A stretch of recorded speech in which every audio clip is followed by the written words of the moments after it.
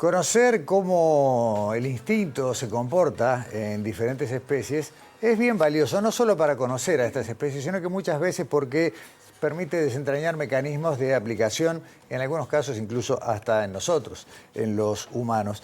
Y hay un tema en particular que desde hace mucho tiempo yo lo vengo viendo que se repite en distintas investigaciones con abordajes diferentes y que tiene que ver con los mecanismos que tienen que ver a veces con el apego de una criatura que, bueno, ha dado a luz y cómo la naturaleza reacciona para permitir que ese apego garantice la supervivencia de las crías, pero a veces también es el instinto opuesto, machos que atacan a esas crías y qué mecanismos del sistema nervioso hacen que esto no suceda, insisto, garantizando en definitiva la supervivencia de las especies.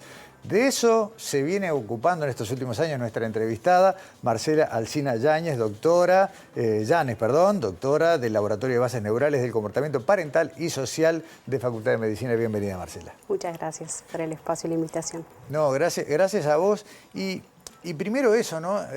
Hay como una curiosidad de entender qué hace, porque es la supervivencia de la vida. Exacto. Y sin embargo, a veces parece que la vida atentara contra sí misma. Sí, son dos comportamientos muy antagónicos, pero adaptativos a la vez, ¿no? O sea, cuando nosotros pensamos en comportamiento parental, tendemos a pensar siempre en el contexto reproductivo. Sin embargo, creo que todos sabemos que cuidar a un individuo, a una cría, no necesariamente tiene que darse en ese contexto, ¿no? En este modelo nosotros nos permite justamente estudiar estos dos comportamientos tan complejos y tan antagónicos, ¿no? El modelo es de mamíferos, en ratones de laboratorio, y aclaro lo de mamíferos porque si bien en esta etapa el estudio es de ratones, pero muchas veces las conclusiones se extrapolan a otras especies, bueno, dentro del mismo género. Exacto, exacto. Bien. Si bien hacemos ciencia básica, claro, mucho de nuestro conocimiento puede ser extrapolado a otras especies, sin duda. A ver si yo voy entendiendo bien uno de los objetos centrales de la investigación. Ustedes están trabajando en la corteza prefrontal de los cerebros para entender cuáles son los mecanismos que inhiben a ese impulso de agresividad, de violencia. Exacto. Cuando yo inicié mis estudios de posgrado, nosotros justamente teníamos este modelo en roedores que tenía estas dos conductas tan opuestas y nos parecía muy interesante cuáles eran los sustratos neurales, o sea, los ensambles neuronales y los circuitos que estaban detrás en individuos que, porque nuestro modelo son animales vírgenes, machos y hembras que vienen, por ejemplo, pueden ser hermanos y que frente al mismo estímulo, que es una cría que ven por primera vez, toman decisiones de ejecutar comportamientos tan opuestos, ¿no? Entonces, cuando yo inicié mi posgrado, usamos diferentes abordajes para hacer de alguna manera un screening para ver por dónde podía ir, digamos, dónde estarían esas áreas. O sea, como mencionaba recién, el comportamiento parental en contexto reproductivo ha sido muy estudiado y en animales sensibilizados, principalmente en ratas. Pero ratón nos daba este modelo que justamente nos permitía estudiar las dos conductas en el mismo modelo, en hembras y machos. Entonces, después de hacer todo este screening, que usamos diferentes herramientas como CIFOS, lesiones selectivas, llegamos a la corteza prefrontal, que es como decís vos, que es la hipótesis actual que manejamos, ¿no? Que es esta área que en hembras es la que facilita la toma de decisiones y esa flexibilidad para que el animal pueda, una hembra que nunca vio una cría, que es virgen reproductivamente, pueda inmediatamente empezar a desplegar todo el repertorio conductual que ejecuta una mamá, digamos. Y por otro lado, en los machos, esta corteza tendría una menor actividad, ya que el infanticidio nosotros proponemos que tiene que ver más con una cosa más de cableado bajo, más impulsivo, más estereotipado, pero que los machos no siempre siguen siendo infanticidas. O sea, ellos, su primera respuesta es infanticida, pero pueden ser sensibilizados luego de ser expuestos a las crías o de cambiar el contexto, rápidamente hacen un switch y empiezan a cuidar a las crías, empiezan a motivar y a cuidar a las crías. Hablamos básicamente de transmisión de impulsos del sistema nervioso, lo cual hablaste hace un ratito de cableados, de switch, términos que hablan de la circulación de impulsos y demás, cómo funcionan los sistemas nerviosos. El asunto es cómo se ve.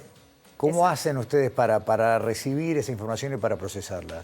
Bueno, como decía, o sea, originalmente nosotros usamos las herramientas que teníamos haciendo neurociencias del comportamiento, las herramientas que teníamos a disposición, y actualmente estamos incorporando, que fue parte del despegue científico, que fue el inicio de este proyecto, herramientas como el uso del Miniscope, que es un mini microscopio que te permite ver la activación de las neuronas, los ensambles neuronales en tiempo real, ¿sí?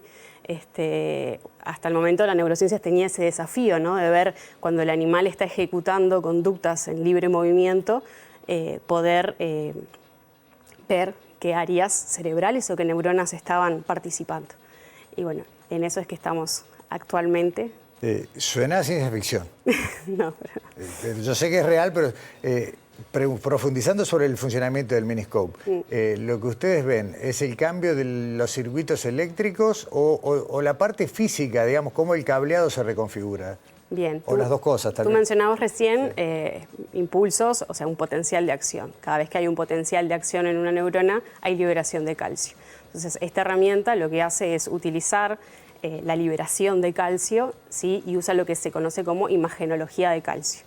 Entonces, se inyectan virus, ¿sí?, o sea, vectores virales que codifican para sensores de calcio. Entonces uno puede ver a través de este Miniscope las neuronas que se están, o los ensambles neuronales que se están activando en tiempo real, y correlacionar esa imagenología de calcio con un potencial de acción. ¿Cuánto hace que arrancaron? O mejor dicho, ¿desde cuánto tiempo atrás cuentan con los Miniscope y empezaron a recibir este tipo de información que, por lo que vos decís, es inédito? O sea, antes había otras herramientas. Sí, acá en Uruguay creo que actualmente soy la única que está terminando de poner a punto, digamos, esta herramienta. Yo inicié creo que en el 2022, en una escuela de neurociencias que fui, que me maravillé con la herramienta. Y primero tuve el despegue científico, que fue que me permitió comprar los primeros insumos, y actualmente tenemos otro proyecto en ejecución, y te diría que hace un poquito más de 2 años que estoy desde planificar o sea, de tener todas las herramientas y efectivamente registrar qué es lo que estamos viendo ahora. Un día X van a decir, bueno, se pasa raya, recogimos toda esta información, elaboramos posibles explicaciones o cómo funciona el sistema nervioso en estos casos. ¿Para qué? Bueno, porque entender, para nosotros la ciencia básica, entender los sustratos, los fundamentos de qué está por detrás, ¿sí?, de conductas tan complejas como decidir, o sea, la motivación de cuidar a la cría en un contexto y de no cuidarla, sino que atacarla, y luego empezar a cuidarla, porque una de las cosas interesantes que tiene esta herramienta es que te permite hacer estudios longitudinales. Entonces, yo puedo ver hoy, cuando este animal es expuesto a las crías por primera vez y las evade, las evita o les resulta aversivas y por eso no las cuida, pero luego van transcurriendo los días, empieza a estar motivado a cuidarlo. Entonces, ver cómo esos diferentes circuitos y ensambles van cambiando a medida que se va modificando. ¿Y lo han podido ver?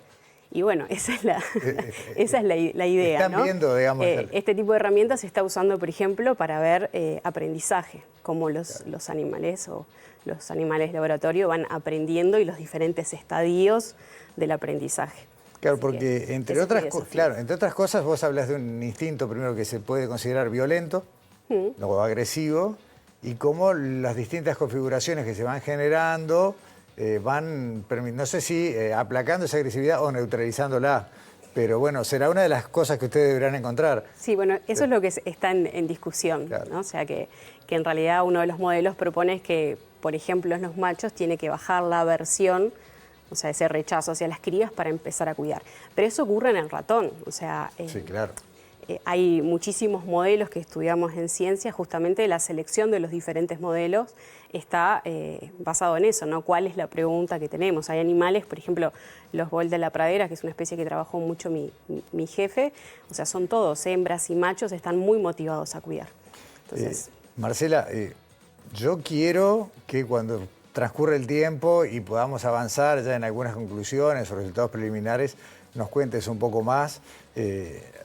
pensar que estas cosas suceden acá a unas cuadras, en este caso en el ámbito de Facultad de Medicina, puede sonar un poco a película.